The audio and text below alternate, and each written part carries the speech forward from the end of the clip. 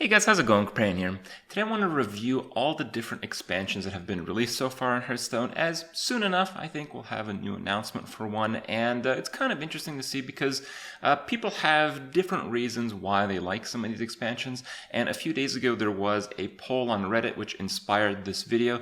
It was posted by Naxxramas and asks, with the new expansion announcement coming next week, rate the expansions so far. So I wanted to do that, give you guys my take, the ups and downs, and what I would rate the expansion as compared to what most people had. Now, I took these results after about one day. This thread is probably about 2 to 3 days old, depending on when you watch the video for the first time. So keep in mind, there might be a little bit different, but generally, sample size is still in the thousands, so pretty good. So first up was Naxxramas. So Naxxramas has a average user rating of about 8, and it's important to keep in mind also, these are just people on Reddit, and I think while Hearthstone does not have the newest player base, also a lot of people have just picked up the game over time. I don't know what the proportion would be, but what I'm saying is probably a decent number of people who just voted for Naxxramas experienced Naxxramas, possibly, once TGT was already out. So their experience was different than someone who experienced Naxxramas when it was originally released, like me. So what did I think? Naxxramas was the first expansion in Hearthstone. It introduced the adventure style thing to the game, and that was really amazing. I was blown away by the PvE experience.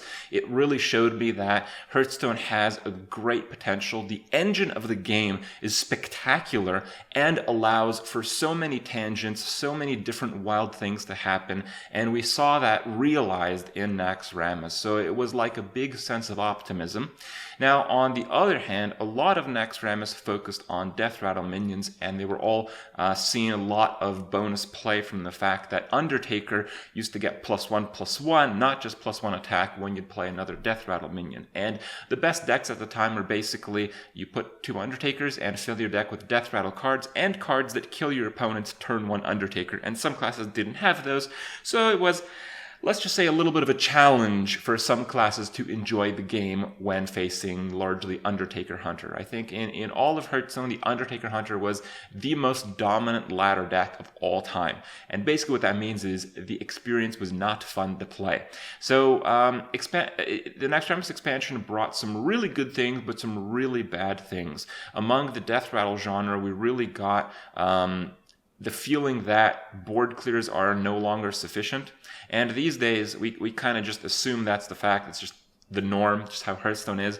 I feel like before Naxxramas, Death Rattle minions were rare enough and inefficient enough that board clears actually cleared the board. And Naxxramas came in and set that precedent of board clears from this point on in the game will be complete crap, and you'll have to just rely on turn 1, turn 2, super efficient minion combat plays. And yeah, I think immediately we kind of went in a bad direction on that one.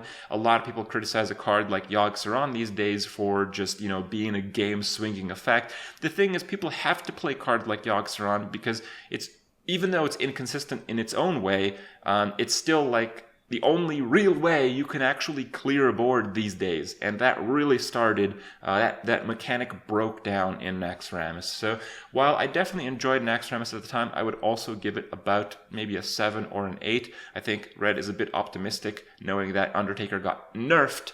But at the time, it was really good on the PvE side, on the optimistic side of the future of the game, but it was really bad on the direction of the Death Rattles and the balance regarding the Zoo Death Rattle things at the time. So that was Naxxramas in a nutshell. Then the first big expansion came out, Goblin vs. Gnomes. This actually gets a 7. People rate it worse than Naxxramas. Now, Goblin vs. Gnomes introduced a lot of cards with RNG. And at the time, people started talking about the discussion of, a lot of these games were influenced by just random factors. And, is that okay? And it was kind of in a state where it was marginal. There were people on both sides of the argument. Is Hearthstone esports going to survive because there's a lot more RNG now compared to pre-GVG in Naxxramas or in classic times? And, I was with that argument. I thought that It made tournaments more interesting to watch because the random elements are definitely very fun, particularly when they crush the soul of one of the players involved. I'm sure you guys know a lot about that experience. But on the other hand, it kind of drops the legitimacy of the results of the tournaments when they're so often dictated by random events. So the esports scene took a bit of a hit in that, but overall, I think a lot of the cards and a lot of the game mechanics were really revolutionary in Goblin vs. Gnomes. Even though we had even more death rattles, even more sticky minions, and this and that, there were definitely some downsides to the game. I think all in all, GVG was a pretty good expansion, even though it wasn't as kind of game forwarding as Naxxramas was, introducing the adventure format. I still think the cards were better, so I'd probably rate it about the same. I'd probably rate it 7 or an 8, just as I did Naxxramas. Good expansion, in my opinion. Then we had Blackrock Mountain. So Blackrock Mountain was a bit of a letdown, and you can kind of see that in the results. Once again, 7 or 8, not so great.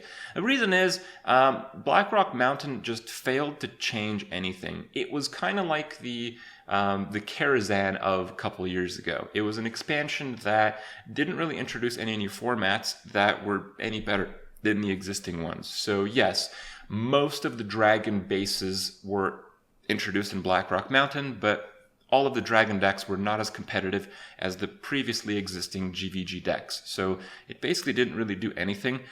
Dragon Priest kind of grew to fame after some of the dragons were introduced in the expansions after Blackrock Mountain. So all in all, Blackrock Mountain really only introduced the Grim Patron combo. So Grim Patron was launched in Blackrock Mountain, and Emperor Tarson was launched as well. And there were a lot of combo decks that revolved around Emperor Tarson, reducing the cost of multiple cards, but they were largely trumped by Grim Patron because it was also a combo deck, and Warrior, by nature of able to go over 30 HP, countered the other combo deck. So it was a very dominant deck, but it was also a very difficult to play deck. You'd often see Patron Warrior, much as you do nowadays, across a full spectrum of ranks in Hearthstone, but the ones that were like rank 10 to like rank 20, they were just pretty awful players, and you could just beat them straight up because they couldn't play the deck very well. So, while every moment in Hearthstone had very dominant decks, absolutely, right? But it felt like Grim Patron was a deck, at least at the start, that people didn't know how to play very well, and that was really balancing, because if you were a good player, you would have good results. If you were a bad player, you would not have good results. The game would not play itself. You really actually had to make real decisions and play the game to win the game. And that is far less of a concept these days, with just playing on curve minions with decks that just play themselves and generally just go face in the late game. So Grim Patron was pretty bad for the game, but a little bit later on, I think the Grim Patron deck that was introduced in Blackrock Mountain really took a hit on the game around BlizzCon times, but I don't think that was anything to do with the deck. It was just because Hearthstone does not have enough frequent updates to the game, so this Grim Patron deck was out long enough that even the not-so-great players played enough of the deck that, it was actually a little bit OP and a little bit on too high of a power level. So some pretty interesting concepts there. I think that this expansion had some really good concepts. I really love combo, and I think it was actually introduced in a good way in Blackrock Mountain, but it was just not realized until later, and it was realized by too many, so it kind of manifested its own problem. Kind of an interesting expansion on that one. Then we had the Grand Tournament. Wow, that one took a big hit. It got a 5 on average. It got a 5 because it was one of those card expansions, and a lot of people bought into it, and a lot of people realized that a lot of these cards once again are just not impactful and just generally pretty awful. So the Inspire cards, they were very powerful cards standalone, but they weren't strong enough because they weren't strong enough standalone for constructed levels, and they weren't strong enough in terms of the synergy levels that constructed demands. So just a lot of people spent a lot of money on this set and then realized, they're not really using any of the cards. And that's a really bad experience for people who don't have just hundreds of dollars to dish around on virtual card games, which is most people. And it also took a really big hit in Arena. In Arena, more than any other expansion, I think the Grand Tournament had the most negative impact because the Inspire minions were just crushingly powerful in terms of curving out. So if you had a 4-mana Inspire minion, you could just play it on turn 4, but it was also as good as a 6-drop, which made it so much more consistent to curve out and basically made it so much more likely that you'd win the game if you go first. And that's a really big problem these days. And I made a video talking about the going first versus going second statistics. Overall, before the Grand Tournament, the chance of you winning if you went first was increased by 5% more, so a relative difference of quite a bit, but you have 55% win rate going first, 45% win rate going second, and that basically doubled. The difference doubled in the Grand Tournament because of these Inspire minions. So cool concept, but overall it seems like it was not very well thought out because they did not have an impact in constructed play, and they had a very negative impact on arena play. Then we had League of Explorers, and man, did people love this expansion, myself included. I like this expansion on one hand because it just came out immediately. We didn't have to wait. It was like, hey guys, this is the expansion. It's coming out next week. And I go, whoa, yes! And the adventure, once again, was very well thought out. It was a little bit easier than I would like, but, it is what it is.